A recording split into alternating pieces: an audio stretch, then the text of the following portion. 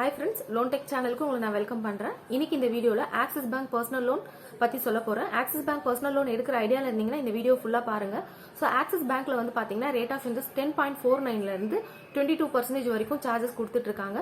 So axis பேங்க்கில் personal லோனுக்கு processing fees பார்த்தீங்கன்னா 1,999லேருந்து 2.25 வரைக்கும் சார்ஜஸ் பண்ணிட்டு இருக்காங்க. ஆக்சிஸ் பேங்க் பர்சனல் லோன் நீங்க பார்ட் பேமெண்ட் பண்ண முடியுமான்னு கேட்டீங்கன்னா தாராளமா பண்ணிக்கலாம். ஆஃப்டர் ஒரு இஎம்ஐக்கு அப்புறம் நீங்க எப்ப வேணாலும் பார்ட் பேமெண்ட் பண்ணிக்கலாம். ஸோ எவ்வளவு முறை வேணாலும் பார்ட் பேமெண்ட் பண்ணிக்கலாம். பார்ட் பேமெண்ட்டுக்கு அவங்க வந்து எந்த சார்ஜஸும் வாங்குறது கிடையாது.